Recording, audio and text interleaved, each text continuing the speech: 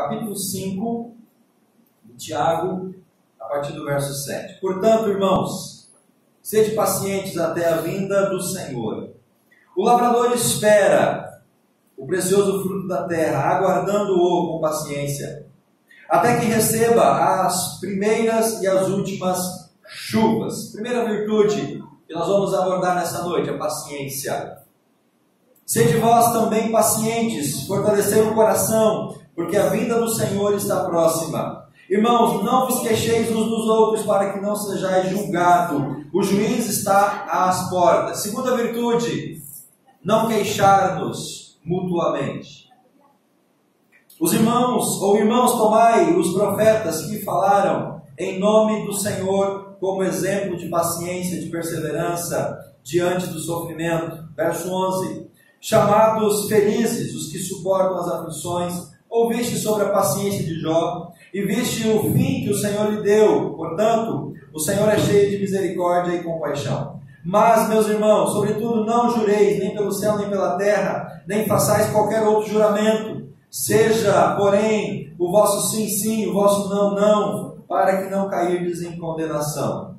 Está alguém entre vós aflito? Ore. Alguém está contente? Cante louvores. Terceira virtude, oração mútua, orar uns pelos outros.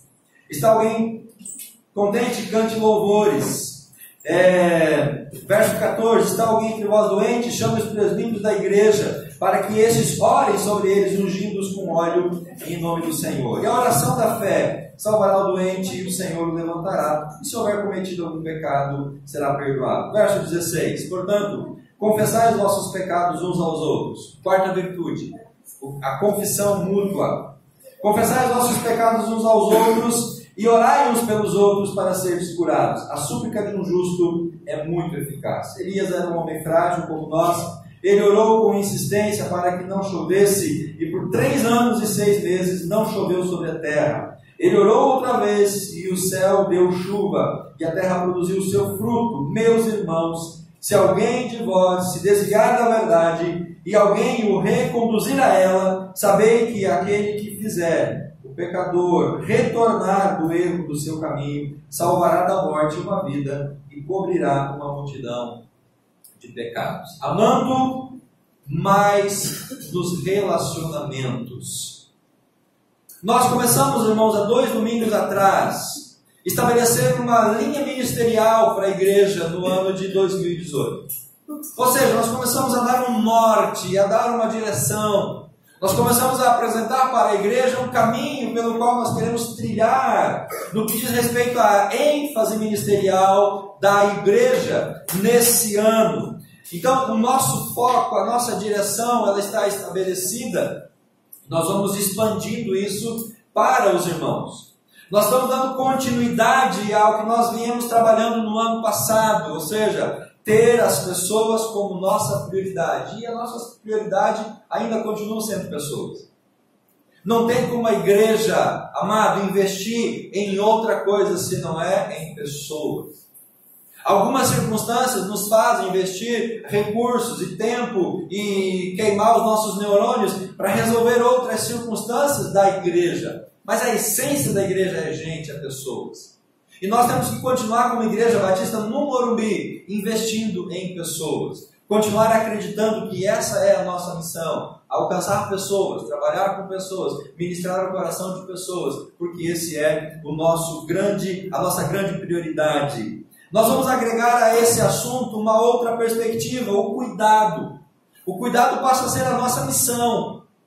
O cuidado passa a ser o nosso grande desafio ministerial. Cuidar uns dos outros, estar juntos, poder acompanhar os irmãos, poder ministrar, poder ajudar nos momentos difíceis, poder estar juntos. Então, cuidado passa a ser a nossa missão. Se pessoas são a nossa prioridade, cuidado vai ser a nossa missão. E a partir disso, o foco é o ministrar mutuamente uns aos outros. Se nós estamos estabelecendo uma prioridade como pessoas, se o nosso foco, a nossa missão é o cuidado, nós temos que fazer isso mutuamente, queridos. E aí o texto do Tiago, no verso 16, ele fala, portanto, confessai vossos pecados uns aos outros. É uma situação recíproca. E ele também fala, orai uns pelos outros. Então, a partir desse conceito de uns aos outros, nós vamos aprendendo a desenvolver essa filosofia ministerial. E o amar mais é aquilo que vai nos dar a direção, porque o amor é o grande mandamento. Não há como eu focar pessoas, não há como eu priorizar pessoas, a minha missão, ministrar uns aos outros, se eu não amo. Se eu não aprender a amar, eu não vou poder ministrar, eu não vou priorizar, eu não vou cuidar. Então, é importante esse amor mútuo, porque o amor é o primeiro princípio, é o primeiro mandamento que Deus dá para a igreja. Mandamento maior que existe para nós é o amor, e nós precisamos amarmos mutuamente. Nós falamos sobre isso no domingo passado. O amor é a base de todas as nossas relações. O amor é a essência para nós nos relacionarmos tanto como igreja e como pessoas, seres sociais. O texto que Tiago nos apresenta, irmãos, a partir do verso 7, que nós acabamos de ler até o verso 20, Tiago vai dar para nós aqui algumas instruções muito valiosas, instruções muito poderosas. E é a partir dessas 4 perspectivas que nós vamos agregando a nossa ideia central. Amar mais como igreja, através do amor, através do cuidado, através do ministrar, mas há também amar mais através da oração. Amar mais através do perdão. Amar mais através da sujeição mútua. E amar mais através da confissão dos nossos pecados.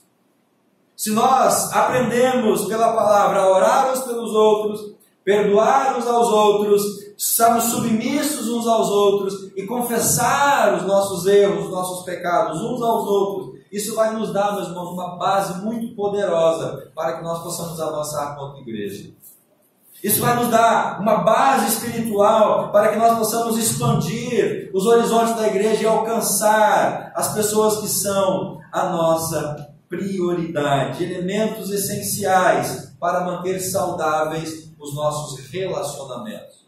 Não há relacionamento que adoeça, meus irmãos, quando existe oração, perdão, submissão e confissão. Não existe relacionamento que vai ser desgastado ou que vai sofrer qualquer interferência se nós vivemos esses 4 conceitos tão simples. Todo e qualquer relacionamento ele vai existir, ele vai perdurar e ele vai abençoar as nossas vidas se nós dentro desse relacionamento orarmos, perdoarmos, estivermos sujeitos e confessarmos. Quanto igreja, isso também é muito poderoso para as nossas vidas. E nós só vamos poder amar mais os nossos irmãos e a qualquer outra pessoa se nós deixarmos o Espírito Santo moldar essas virtudes no nosso coração. É através da ação do Espírito moldando isso que nós vamos poder então redimensionar os nossos relacionamentos. E ir mais longe, queridos, relacionamentos feridos, relacionamentos machucados, através da oração, do perdão, da submissão e da confissão são sarados, são curados. Qualquer divergência ou qualquer diferença que há no relacionamento, se nós aplicarmos essas 4 virtudes, isso vai trazer cura, restauração e a graça do Senhor. Eles são um antídoto contra alguma situação que possa vir, mas eles também são um remédio que vai curar o relacionamento ferido. Eu creio nisso. E é por isso que nós vamos avançar diante dessa direção. Amém, meus irmãos? Amém. Que Deus possa assim, então, nos abençoar. Primeira virtude, vamos lá, paciência. Você é paciente ou você é um pouco estressado? Eu deveria perguntar isso para quem convive com você, né? Você é paciente ou é um pouco mais estressado? Essa pergunta é um pouco tendenciosa. Mas se perguntarmos para quem convive conosco, essa pessoa vai poder dizer se nós somos mais pacientes ou se nós somos mais estouradinhos. Enfim, lá no verso 7 até o verso 12 do texto de Tiago 5, ele começa a apresentar para nós essa virtude, a paciência. Nós já lemos o texto e esse termo se repete algumas vezes aqui nos versículos. Irmãos, sede pacientes até a vinda do Senhor. Ele dá o exemplo do lavrador que lança a semente, e espera a chuva, e espera o tempo, e tem que esperar com paciência. O lavrador não pode fazer nada para que ele apresse o ciclo da semente que ele lançou. Por mais que ele queira, por mais que ele fique ali, ele não vai conseguir acelerar. Existe um ditado popular, de que o boi engorda pelo olho do seu dono. Mas eu ouvi uma outra expressão que era mais ou menos assim: ficar olhando para uma fruta verde até que ela ficasse madura. A expressão é: está amadurecendo com os olhos. Não vai adiantar, você pode ficar olhando para uma laranja verde um dia inteiro e ela não vai ficar madura, pelo fato de você estar olhando. Irmãos, a paciência é uma grande virtude para os nossos relacionamentos. E o autor, Tiago, dá um exemplo do lavrador, que é um exemplo de paciência. Ele lança a semente e tem que esperar. Tem que esperar a chuva, esperar o clima favorável, esperar o tempo, o ciclo da planta, para ela poder dar o seu fruto. E a partir desse exemplo do lavrador, que Tiago vai trazer para nós essa ideia, essa palavra de ordem, esse conceito importante. Meus irmãos, sejam pacientes. Amados, tenham paciência. Sejam longânimos. Contem até 10, contem até 20. Vamos ser pacientes, vamos reconsiderar algumas coisas. O que é paciência? O dicionário diz que paciência é uma atitude amorosa e longânima que devemos ter diante dos outros. Paciência é uma atitude determinada e forte com a qual devemos enfrentar as circunstâncias difíceis. Pode ser tanto a força nas provações como a capacidade de esperar pacientes no Senhor. E Tiago ele trata dessa paciência em relação a uma circunstância específica. Tiago diz para os irmãos: sejam pacientes em relação à vinda do Senhor. Fiquem tranquilos, fiquem sossegados, sejam pacientes, fortaleçam os vossos corações, porque a vinda do Senhor está próxima. Ele está restringindo essa ideia da paciência a um contexto específico, a vinda do Senhor. Mas nós podemos nos expandir essa ideia de paciência para todos os nossos relacionamentos. Porque essa é uma virtude essencial. Esta mesma paciência que Tiago fala para a igreja ter em relação à vinda do Senhor é a virtude que nós temos que desenvolver diante dos nossos relacionamentos. Por isso eu repito, nós temos que ser pacientes. Essa paciência é exigida nos relacionamentos interpessoais.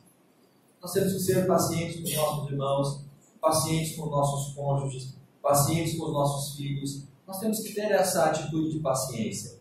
Porque não adianta a gente ficar apressando ou querendo resolver as coisas ou passando à frente. Só vai complicar cada vez mais a nossa vida. A paciência é uma virtude que vai nos levar a sujeitarmos uns aos outros.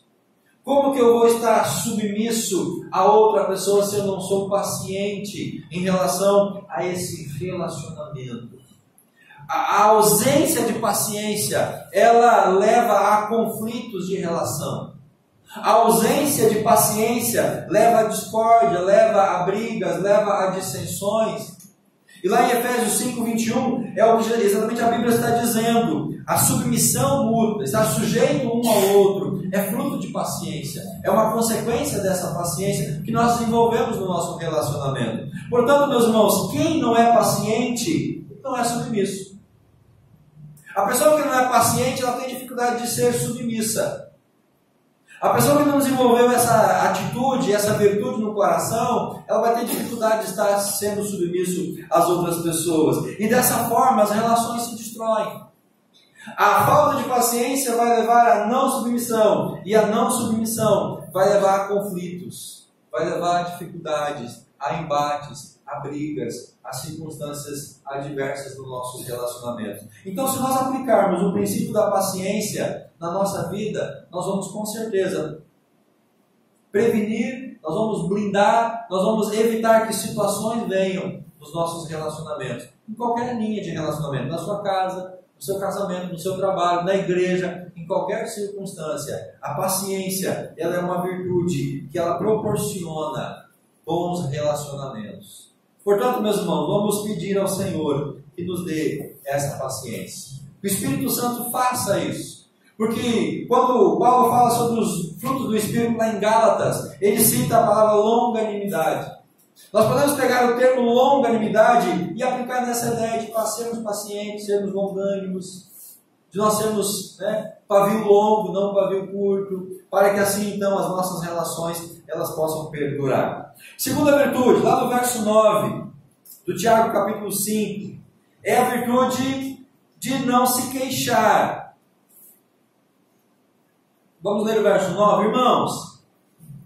Não vos queixeis uns aos outros, para que não sejam julgados. O juiz está às portas. Esse se queixar também é algo que vai complicar as nossas relações. Quando nós ficamos nos queixando uns com os outros, irmãos, isso só vai gerar mais mágoa, mais ferida, mais ressentimento. A queixa contra os outros é claramente uma tentação que acompanha a pressão das circunstâncias difíceis. Quando nós estamos sendo pressionados, nós nos queixamos. Quando a mãe manda você lavar a louça, aí você se queixa, você arruma um monte de coisa, um monte de desculpa, porque você está sendo pressionado a fazer alguma coisa. Então, diante da pressão, nós podemos reagir dessa forma, nos queixando. Quantas vezes nós colocamos as frustrações de um dia difícil em cima do nosso amigo e do nosso familiar? Nós descarregamos as nossas lamúrias, as nossas lamentações, nós reclamamos, nós nos queixamos para as pessoas que não têm nada a ver com a nossa frustração. Não colocar sobre os outros as nossas frustrações é uma característica da paciência e está ligada ao suportar uns aos outros. Nós temos que aprender em amor a poder viver essa virtude de não descarregar sobre os outros aquilo que nós estamos guardando ou levando sobre o nosso coração.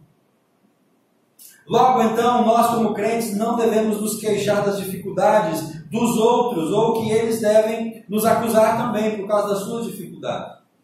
A queixa ela se torna algo tão complicado no seio dos relacionamentos que muitas vezes nós só nos relacionamos a partir dessas queixas. Nós ficamos nos acusando, nós ficamos nos culpando, nós ficamos achando pessoas responsáveis e ficamos assim nos lamuriando, nos queixando uns com os outros.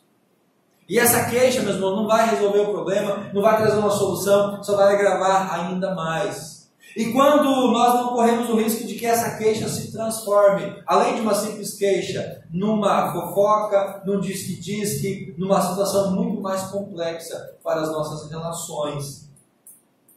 Por que nós não devemos falar mal do irmão? Porque é uma forma de julgamento e de condenação em relação a esse irmão. Se eu estou me queixando no sentido de falar mal de alguém, eu já estou condenando aquela pessoa para quem eu estou me queixando. Então nós temos que cuidar, irmãos, o que nós vamos falar, sobre o que nós vamos falar, de quem nós vamos falar e para quem nós vamos falar. Para que essa queixa ela não se torne algo muito mais sério, algo muito mais destruidor dentro das nossas relações. Além disso, o julgamento vai acontecer por parte de Deus, o nosso Pai. Não cabe a nós julgarmos. Mas a nossa queixa já é uma espécie de julgamento. Quase sempre quando nós nos queixamos de alguma coisa, nós já emitimos um juízo, nós já estamos dando a nossa opinião. E a queixa é a expressão disso. Nós temos também, irmãos, que nos autoavaliar, autoanalisar. É fácil nós avaliarmos a vida das outras pessoas. É fácil nós colocarmos a culpa nas outras pessoas. É fácil nós usarmos a mesma desculpa de Adão, mulher que tu me destes. Mas nós temos que olhar para dentro dos nossos corações. Paulo nos fala sobre isso quando ele fala sobre a ceia. Examinai a si mesmo. Olhe para o seu coração, faça uma autoanálise. Porque essa autoanálise, muitas vezes, muitas oportunidades, essa simples autoanálise vai nos levar a uma reflexão e vai nos impedir de uma queixa, porque nós vamos ver que na verdade o problema está em mim, o erro é meu, a situação é minha e eu não posso atribuir isso a outra pessoa. Um exame de comportamento para que, quando Deus então nos pedir contas, nós possamos estar de consciência tranquila e poder ministrar diante do altar do Senhor. Se nós temos o hábito de nos queixarmos, nós temos que mudar esse hábito, porque é um hábito ruim. Se nós não nos queixamos uns dos outros e uns para com os outros, nós vamos evitar condenação e julgamento sobre as nossas vidas. Então, meus irmãos, vamos deixar toda a queixa de lado, vamos deixar toda essa lamuriação. Muitas vezes nós perdemos tempo nos queixando, nós perdemos tempo tendo algumas atitudes que não vão resolver os nossos conflitos, os nossos problemas. Vamos botar o joelho no chão, vamos orar, vamos clamar a Deus, vamos olhar para a nossa vida, vamos pedir a ajuda do Senhor, levantar a cabeça e vamos em frente, que nós vamos ter a resposta e a solução. Terceira virtude, verso 12, verso 13. Tiago, ele nos ensina a uma outra prática muito comum. Verso 12 e verso 13. Como nós vamos amar mais nos nossos relacionamentos? Meus irmãos, sobretudo, não jureis, nem pelo céu, nem pela terra. Ele vai falar aqui sobre juramentos. Verso 13. Alguém entre vós está aflito? O que Tiago nos orienta a fazer? Ore. E a oração é essa terceira virtude. Através da oração, nós vamos amar mais dentro dos nossos relacionamentos. Se nós, irmãos, praticarmos isso com mais frequência, as nossas relações serão mais saudáveis. Está alguém entre vós aflito? Ore. Está alguém entre vós contente? Cante louvores. Está alguém entre vós doente? Verso 14. Chame os presbíteros da igreja. Ore sobre eles, unja com óleo, e Deus vai sarar. Verso 15. A oração da fé salvará o doente. Nós precisamos desenvolver essa prática. A prerrogativa da oração não é só da liderança, não é só dos pastores. A prerrogativa da oração, meus irmãos, é um dever de todos nós, de toda a igreja, de todos os discípulos. A oração é uma prática que Deus coloca sobre o encargo de todos nós, de toda a igreja, de todo aquele que é comprometido com o Senhor. Se eu digo que creio no poder da oração, mas eu não oro, a minha atitude está indo contrária àquilo que eu digo que eu creio. De manhã, o irmão Abdala perguntou: você crê que a Bíblia é a palavra de Deus? Mais ou menos assim. Eu falei: sim, nós cremos. E aí ele deu uma chapuletada: então por que você não lê a Bíblia? Muitas vezes nós falamos na oração, que nós cremos na oração, que nós acreditamos, mas nós não praticamos. Então a prática da oração é um dever de toda a igreja. A oração está relacionada à vida espiritual, à nossa relação com Deus, à nossa intimidade com Deus. A oração é um momento onde nós vamos passar tempo com Deus. Se eu falo que eu amo a Deus, que eu preciso de Deus, que eu quero estar na presença de Deus, mas eu não dobro o meu joelho, eu não tiro 5 minutos, 10 minutos para orar durante o dia, a minha prática está desmentindo o meu discurso. E a prática da oração deve acontecer em diversas situações.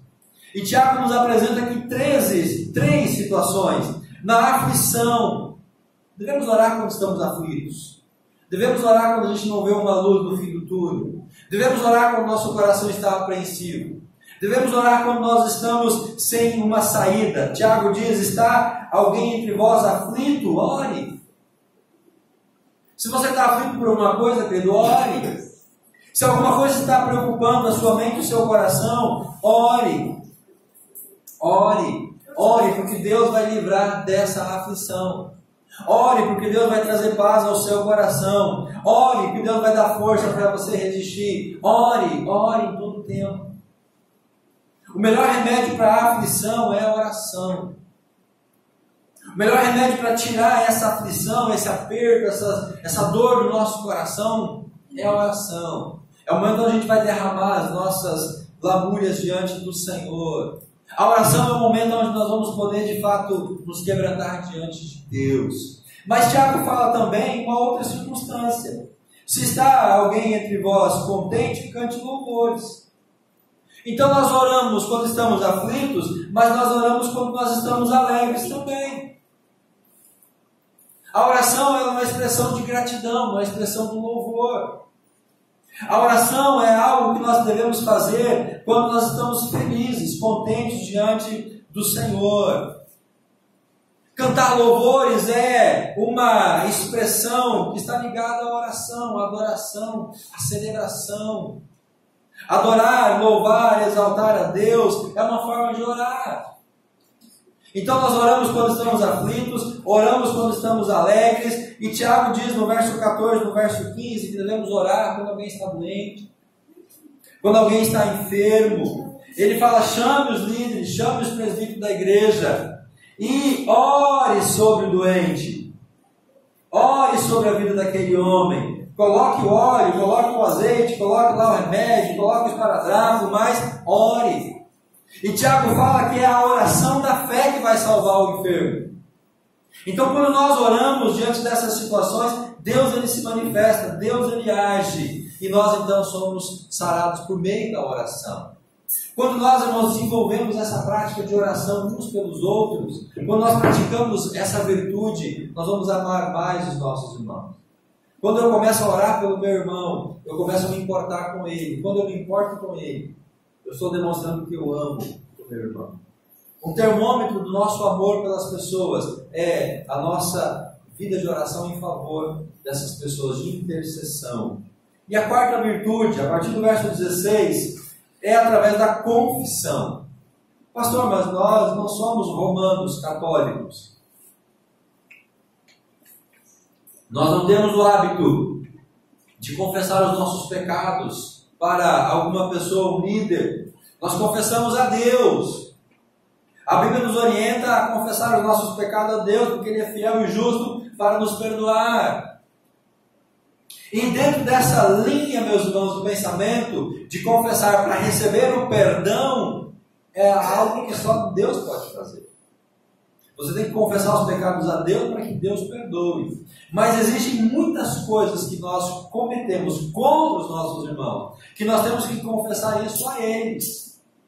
E é aqui que nós, como cristãos, muitas vezes nós não avançamos nessa virtude. Olha o que Tiago escreve, a partir do verso 16. Portanto, confessai os vossos pecados uns aos outros, e orai uns pelos outros para serem curados. Mas confessar os nossos erros não é algo fácil.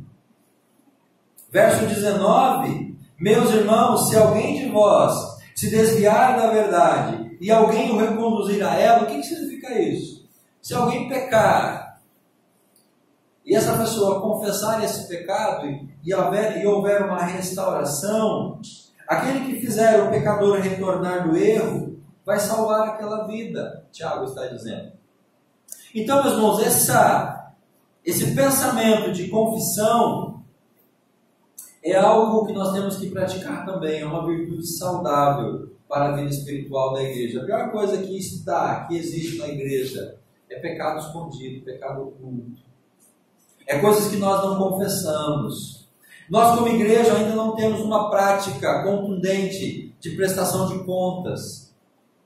Existe uma ideia, existe um pensamento, existe uma verdade aqui nesse texto, do verso 16. Confessar os nossos pecados uns aos outros. Isso é prestação de contas. Nós temos alguma pessoa, um irmão de confiança, que esse irmão vai ser o meu parceiro de jogo, o meu companheiro.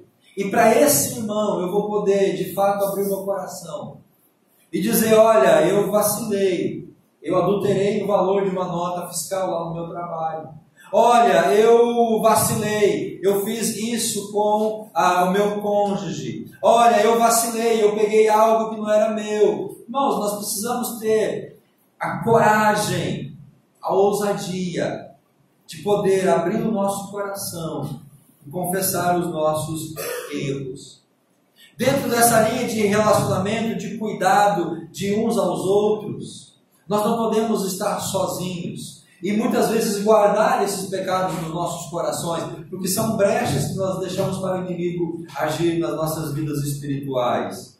Os pecados a serem confessados são aqueles que podem ter causado um afastamento individual entre você e Deus. Nós cometemos algum pecado, alguma desobediência, e isso feriu o nosso relacionamento diante de Deus. E mesmo tendo confessado, admitido isso para Deus, ainda nós teremos dificuldade de desenvolver esse relacionamento.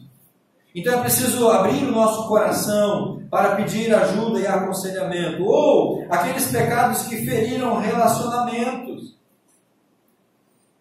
Muitas vezes nós ferimos alguns irmãos. E depois nós botamos a cabeça no travesseiro e reconhecemos que ferimos. Nós até pedimos perdão a Deus, Deus perdoa porque eu feri o meu irmão. Mas nós não chegamos diante daquele irmão e falamos, irmão, eu preciso pedir perdão porque eu falei, ou eu pensei, ou eu agi dessa forma em relação a você. Nós precisamos aprender a confessar uns aos outros, para que os nossos pecados não tornem as nossas orações ineficazes. Muitas vezes, quando nós não temos uma vida real de oração, é porque algo está impedindo essa intimidade. A prática da confissão vai possibilitar o perdão mútuo. Porque qual que é a base do liberar o perdão? É a consciência que Deus coloca em nós, mas é também justamente o perdão. Não é assim quando você briga com a sua esposa ou com o seu esposo? O que é que sela aquele relacionamento novamente? O que é que vai trazer a paz? É quando aquele que errou se humilha e chega para o outro e diz: olha, eu errei, me perdoa. Confessa o erro, eu fiz isso, eu falei isso. E aí aquela pessoa então liberou o perdão, eles restauram a comunhão. E aí o relacionamento ele continua. E isso vale também para a nossa relação como cristãos, como corpo de Cristo. Pessoas saem da igreja feridas, magoadas, com liderança, com irmãos da igreja, e essa ferida, irmão, vai ficar nesse coração para o resto da vida. E essa pessoa nunca mais vai ter uma vida espiritual como ela tinha anteriormente. Essa semana falávamos sobre algo semelhante no nosso PGM, de algumas circunstâncias que aconteceram para alguns irmãos. Eles estão até hoje feridos, magoados, porque não houve o pedido, a confissão, o relacionamento. O fato de um perdão ser concedido por Deus e não por uma pessoa não anula a necessidade de confissão mútua. Nós sabemos que é Deus quem perdoa de fato os nossos pecados, mas isso não nos exime de irmos e procurarmos a pessoa e pedir a ela também o perdão e confessar a nossa culpa. Sei que Deus é quem perdoa, mas o fato de saber que Deus perdoa não anula a necessidade da minha confissão. Por isso, porque é essa confissão que vai fechar as brechas para os nossos relacionamentos. Amém, queridos? Amém. São apenas 4 virtudes fundamentais para as nossas relações. Fique de pé, por gentileza.